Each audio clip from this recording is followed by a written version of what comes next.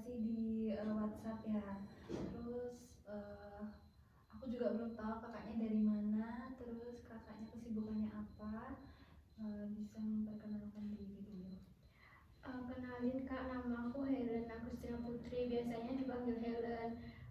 Aku dari Banyuwangi sih Kak. Terus kesibukannya akhir-akhir ini tuh ya kuliah. Oh, kuliah, baik. Jadi sekarang ini kos ya di sini. Betul. Oke. Sebelumnya kenalin aku Davina Nasya Putri. Di sini aku akan membantu permasalahan yang kakak alami. Gimana? Kakaknya sudah siap untuk bercerita? Kemarin kan saya sudah menanyakan beberapa hal ke kakaknya. Nah, saya simpulkan bahwa kakaknya ini memiliki, saya izin ya kak, izin untuk mengetik yang kakak bicarakan nanti. Saya juga izin untuk melihat format di sini. Hai Kak. Jadi masalah yang kakak alami kemarin itu ya kak, kakaknya ini mudah menyimpulkan sesuatu atau bisa yang dibilang itu gampang menyimpulkan hal-hal gitu ya kak. Betul, dalam Kak. suatu hubungan. Betul. Terus kakaknya ujung-ujungnya tuh sering menyalahkan dirinya sendiri ya. Betul. Oke, baik. Tapi sebelumnya kak, sebelum dilanjut, sesi konseling ini dilaksanakan selama 30 menit. Apakah kakak bersedia? Bersedia Kak. Oke, untuk itu kakaknya nggak usah khawatir. Di sini aman, kakak bebas bercerita apapun. Kakak nggak usah ragu kerahasiaannya, itu akan aman di sini. Hai Kak. Dan saya ingin menanyakan terkait masalah kakak itu, kakak harapannya apa? Harapan saya saya bisa berubah ya, jadi kayak nggak suka terburu-buru mengambil keputusan dan nggak lagi sering menyimpulkan sesuatu gitu Kak. Oke, baik. Oke, kakaknya kan sudah punya harapan. Boleh diceritakan permasalahannya seperti apa, Kak? Jadi kan saya menjalin hubungan ya Kak sama cowok. Nah dia tuh sebenarnya baik, cuman waktu itu ada beberapa problem gitu kan, karena namanya juga hubungan kan pasti ada sebuah masalah yang muncul gitu. Nah terus saya tuh kayak gimana ya, orangnya kan saya emang suka kayak menyimpulkan gitu ya, padahal belum terbukti kebenarannya, tapi saya tuh kayak bilang ini pasti kayak gini gitu. Jadi saya tuh juga sebenarnya kayak nggak tahu gitu harus gimana untuk mengatasi masalah ini Kak. Oh, baik. Jadi kakaknya ini merasa bahwa dalam sebuah hubungan itu kakaknya lebih mencondongkan menyimpulkan sesuatu di hubungan tersebut sampai kakaknya merasa bingung gitu. Pasti kakaknya ini mengalami rasa yang kayak cemas gitu, ada rasa cemas. Ada Kak. Kalau boleh tahu kakaknya itu menjalin hubungan itu apakah sudah lama? Sudah sih Kak, sekitar 2 tahunan Kak. Terus 2 tahunan. iya, terus kan saya sama dia udah putus ya Kak, karena juga keegoisan saya, karena saya juga orangnya kan suka menyimpulkan gitu ya, saya nggak tahu kebenarannya. Nah setelah saya putus ternyata saya baru melihat kalau ternyata itu bukan sepenuhnya salah dia gitu Kak. Baik, kalau boleh tahu itu kakaknya menyimpulkan sesuatu itu seperti apa? Jadi kan dia tuh kayak nge-like foto cewek gitu kan Kak. Nah itu di situ aku udah nganggep yang aneh-aneh, kayak apa, aku mikirnya dia tuh selingkuh, aku nyimpulin dia tuh selingkuh Kak. Terus akhirnya aku putusin dia. Terus ternyata hal itu tuh nggak sepenuhnya salah dia gitu loh Kak, itu ternyata cuma kepencet. Baik-baik. Di situ berarti hal apa yang kakak rasakan waktu, yang kakak pikirkan waktu mengambil kesimpulan yang kakak ambil? Soalnya karena Mungkin saya kurang bisa mengontrol emosi ya kak, jadi saya tuh terburu-buru menyimpulkan itu kak, gitu. Oh, berarti kakaknya itu waktu itu berpikiran bahwa wah ini nggak bener ini anak ini gitu. Oh, baik-baik. Apakah kakaknya pernah berpikir bahwa hal tersebut tidak baik? Iya sih, saya mikir kalau sebenarnya hal ini kalau saya terus-terusan kayak sering menyimpulkan hal-hal gitu kak, menyimpulkan sesuatu masalah gitu kak, saya tuh sebenarnya juga mikir kalau ini tuh bakal kayak membuat saya tuh berujung pada penyesalan gitu loh kak, terus kayak berujung saya nyalahin diri saya sendiri gitu. Pikiran kakak seperti apa waktu kakak mengambil keputusan tersebut? Itu kak, saya kan juga sebenarnya juga bingung ya, pikiran saya kan juga dipenuhi oleh emosi gitu, jadi saya melakukan hal itu kayak berharap emosi saya tuh cepat reda, ternyata malah kebalikannya, ternyata malah saya tuh banyak nyeselnya gitu loh kak. Berarti kakaknya dipenuhi pikiran negatif di diri kakak Betul. sendiri. Dari pikiran negatif tersebut, kakaknya mengambil keputusan yang begitu cepat dan keputusan tersebut tidak semestinya valid gitu ya kak. Betul kak.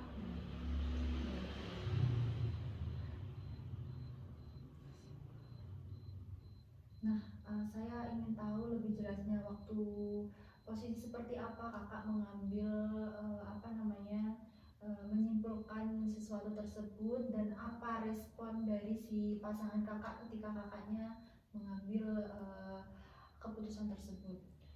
Ya respon cowok aku kayak gini kak, kamu tuh nggak usah kayak berpikiran negatif dulu gitu, nggak usah nyimpulin kalau misalkan ini tuh emang aku yang lalai, kan kepencet, kan juga bisa aja kepencet gitu. Nah ternyata emang bener kepencet kak, karena kan HP dia soalnya kayak lemot-lemot gitu loh kak, kadang juga suka mencet-mencet telepon sendiri gitu. Terus waktu itu ya kak, apakah kakak pernah menyadari kalau semisal si cowok itu nggak baik buat kakak sampai katanya kakak tadi bilang putus hubungan ya. Nah itu waktu putus hubungan itu seperti apa respon dia? Waktu dalam kejadian apa? Itu kak yang waktu dia nge-like story cewek itu kak, dia tuh kayak ya karena kami kan juga sering putus nyambung gitu ya kak, mungkin jadi respon dia tuh kayak ya udahlah emang dia tuh kayak gini, suka suka sering ngambil keputusan sendiri, nggak mau dengerin yang lain gitu. Terus waktu itu kan aku juga udah kayak bilang gitu kan, minta maaf kalau aku tuh udah salah sangka ke dia gitu kak. Nah ternyata dia tuh udah ada cewek baru kak, jadi kan aku nyesel udah mutusin dia. Waktu kakak menyesal apa yang kakak lakukan? Nyalahin diri sendiri kak, kayak kenapa sih kok kemarin-kemarin ngelakuin kayak gini gitu, kenapa sih harus ngomong terlalu cepat ngomong putus gitu, kayak sering ngomong putus gitu. Oh berarti dari kesalahan kakak yang semudah menyimpulkan sesuatu akhirnya kakak menyalahkan diri sendiri dan itu dikelilingi oleh pikiran yang negatif. Betul kak. Apakah kakak pernah berpikir kalau semisal si cowok itu kembali? Kalau untuk sekarang mungkin enggak ya kak, soalnya kan dia udah ada cewek baru, cuman kalau untuk yang putus nyambung kemarin-kemarin sih ya dia sering kembali ke saya kak. Nah waktu posisi dia kembali ke kakak respon kakak seperti apa? Ya saya menerima kak, saya kayak janji mau nggak gitu lagi, nggak sering ngomong putus lagi, nggak sering menyimpulkan sesuatu terlalu cepat gitu, mau dengerin penjelasan dia dulu gitu. Tapi ya hal itu tuh terus saya lakukan lagi gitu loh kak, saya terus-terusan kayak ngelakuin hal yang sama, kayak mungkin membuat dia tuh capek, akhirnya dia memilih untuk melanjutkan hubungan baru dengan ceweknya itu. Hmm.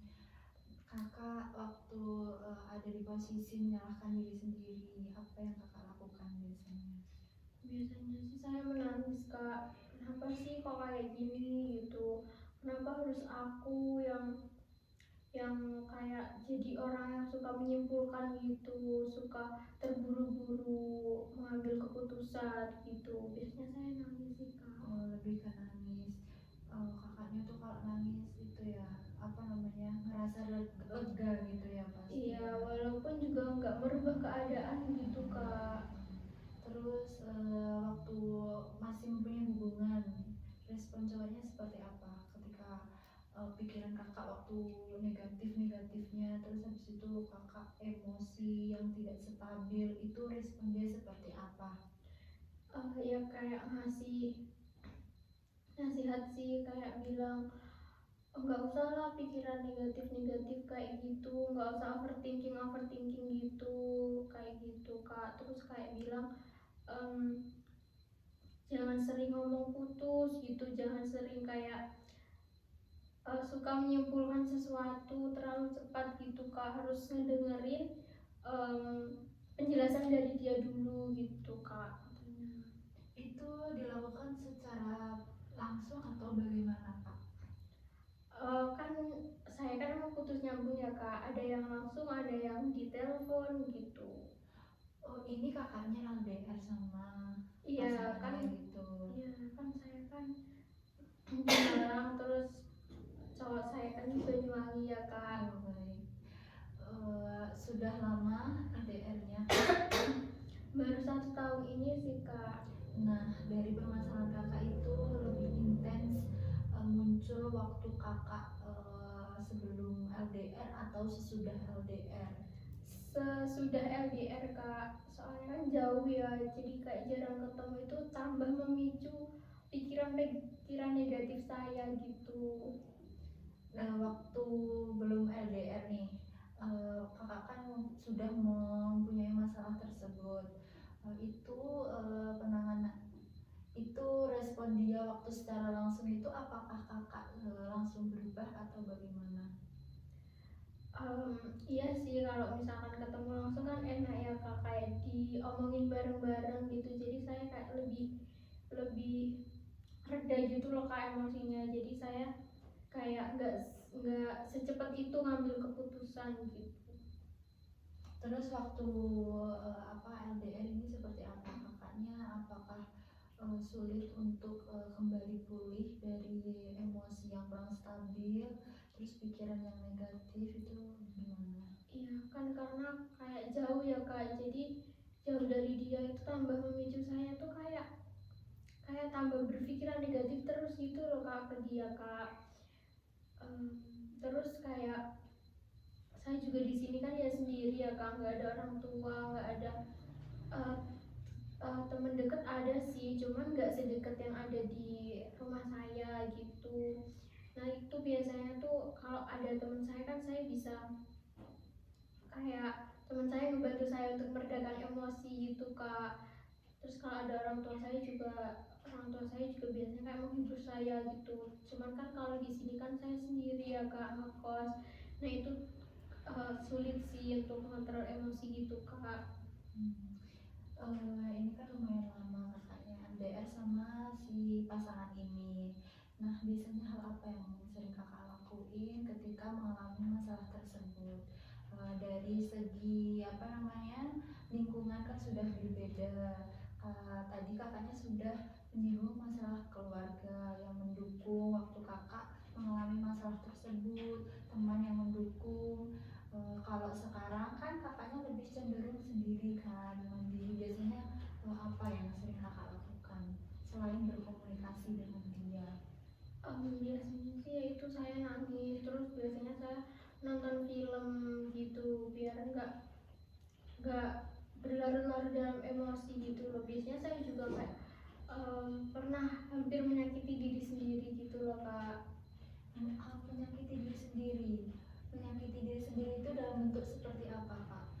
Biasanya sih saya kayak minum obat gitu kak, itu kan juga termasuk menyakiti diri sendiri ya. Berarti secara tidak langsung ya itu ya, tidak secara fisik ya.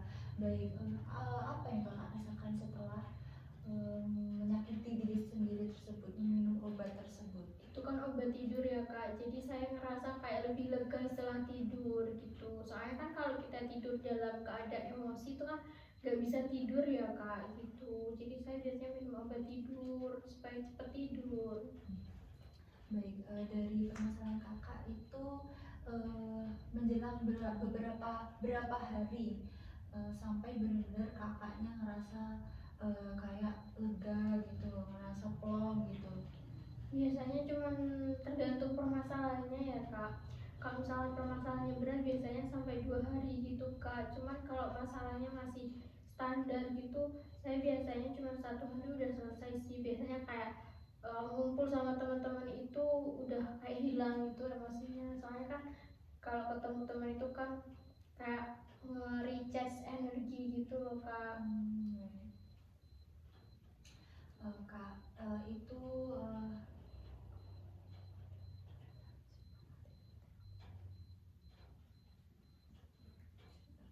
baik.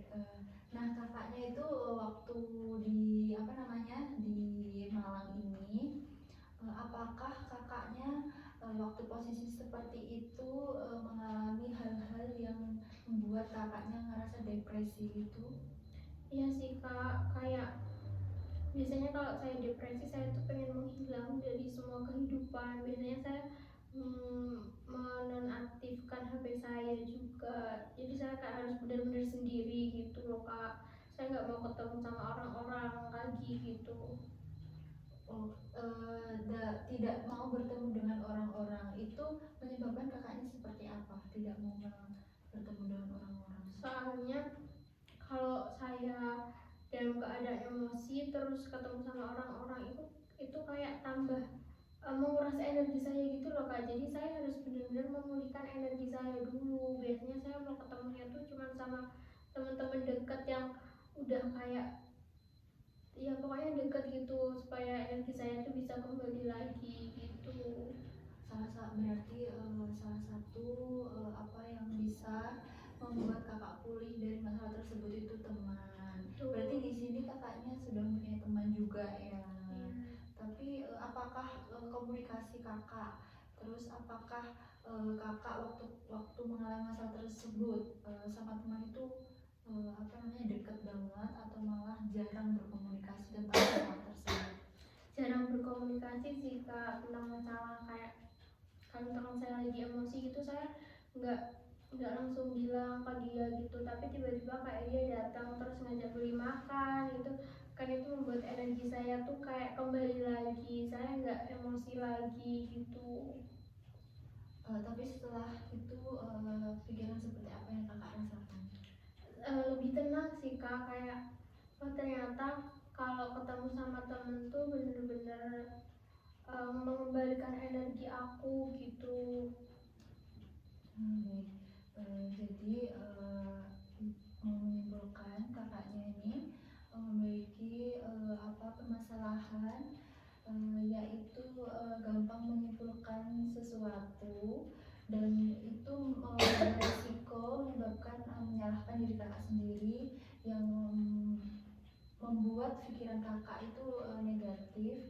Tapi kakaknya ini apa namanya sering mengurangi masalah tersebut dengan lingkungannya, salah satunya sama teman, ngobrol sama teman.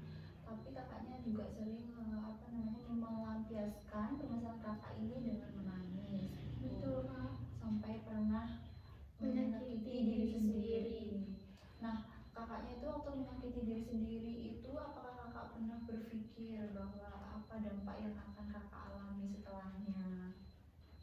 Enggak sih kak, kayak apa aku mati aja ya gitu, soalnya kan kayak saya udah putus asa gitu loh kak. Kakaknya udah pernah berpikir ingin menyudahi hidup gitu ya, padahal cuma permasalahan hubungan gitu ya.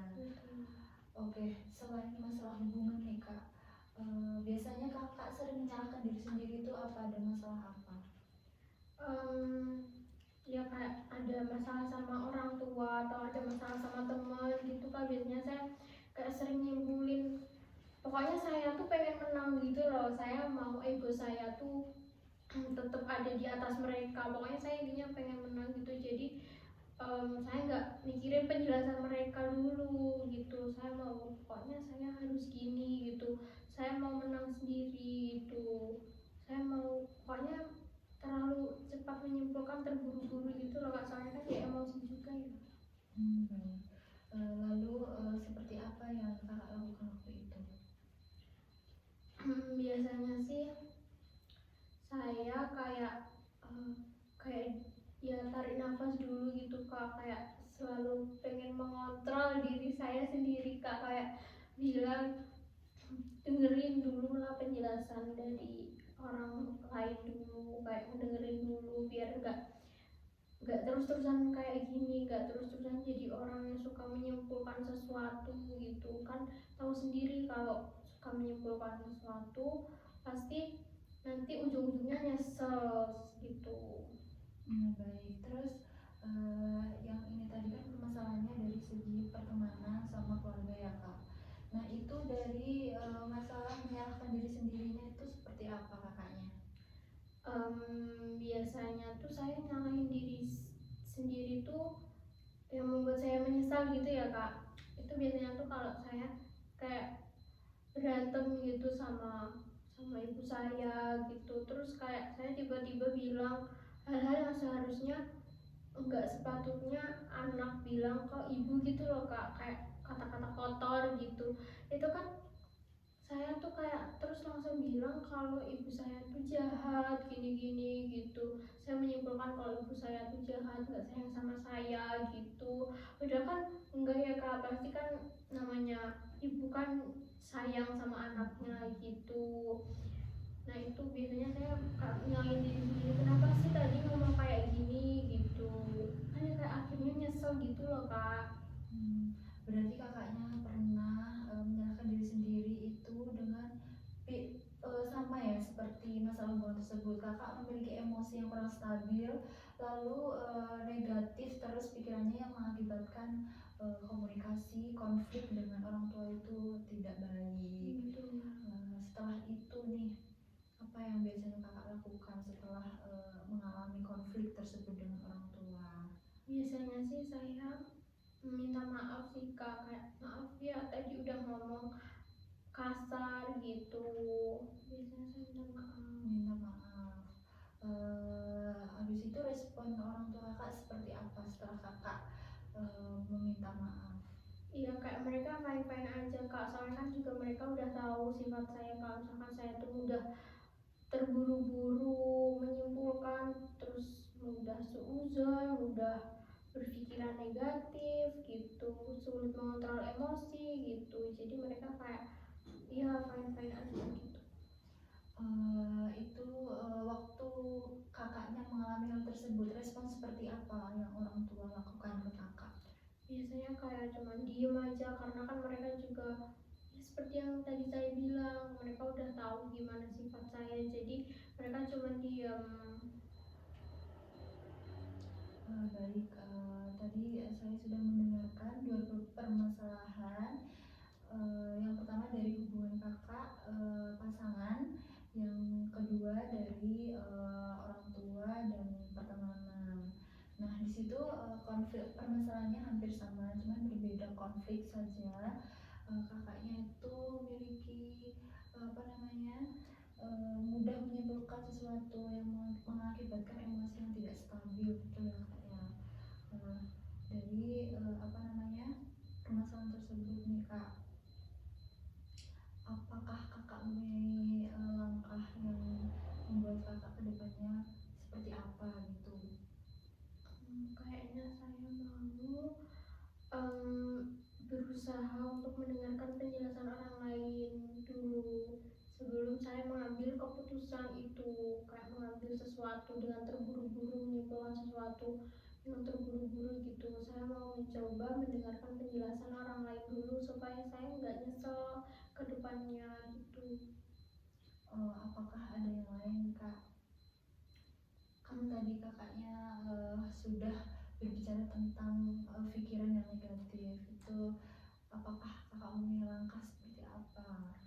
Paling saya mau kayak mencoba positive thinking ya kak gitu. Saya mau menghilangkan pikiran-pikiran negatif saya gitu, mungkin kayak harus sabar gitu ya kak, mungkin kayak ya pokoknya intinya pikirannya harus positif gitu. Baik-baik. Dari dua langkah yang sudah kakak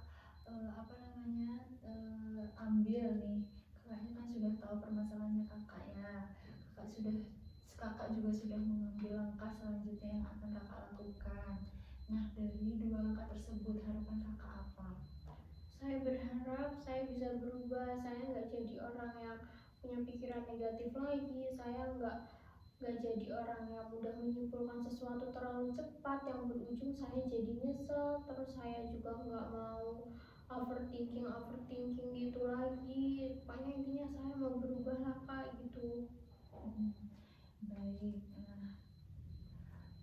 Bisa disimpulkan ya kak, tadi kan kakaknya sudah mempunyai masalah yang menurut saya juga sangat berat gitu ya. Kakaknya juga paling berat mungkin mengalami masalah tersebut, dengan menyimpulkan sering menyimpulkan sesuatu dengan sendirinya tanpa memikirkan perasaan orang lain. Dan kakaknya juga tadi sudah mengambil langkah selanjutnya, yaitu akan lebih berpikiran positive thinking dan tidak terburu-buru mengambil keputusan. Dan harapannya kakak juga cukup baik, dan semoga kakaknya dengan kedepannya itu bisa menjalankan langkah-langkah yang sudah kakak ambil. Nah, kakak kan tadi sudah mempunyai langkah-langkah dan harapan nih. Apakah kakak bersedia jika 1 minggu ke depan saya ingin melihat perkembangan kakak dari langkah yang sudah kakak ambil itu seperti apa? Iya boleh kak, saya bersedia. Bersedia ya, jadi boleh dilanjutkan sesi konseling selanjutnya? Boleh kak. Oke, minggu depan boleh? Boleh. Jadi 1 minggu ke depan kakaknya kan melakukan langkah yang sudah kakak terima. Jadi minggu depannya lagi kita mulai sesi konseling yang kedua. Di sini juga kak? Iya. Kakaknya mau di sini juga atau di tempat lain? Boleh di tempat lain. Boleh di tempat lain. Dengan jam yang sama? Boleh. Oh iya boleh. Oke. Kakaknya tadi kan sudah menjelaskan panjang dan lebar, dan kakaknya juga sudah menetapkan langkah yang sudah kakak ambil. Untuk selanjutnya kita akan melakukan sesi konseling yang kedua untuk saya mengetahui bagaimana perkembangan kakak ke depannya. Jadi untuk waktu kan sudah hampir selesai nih kak ya, 30 menit. Boleh ditutup sebentar ini? Boleh kak. Terima kasih banyak kak, saya akan melanjutkan kegiatannya.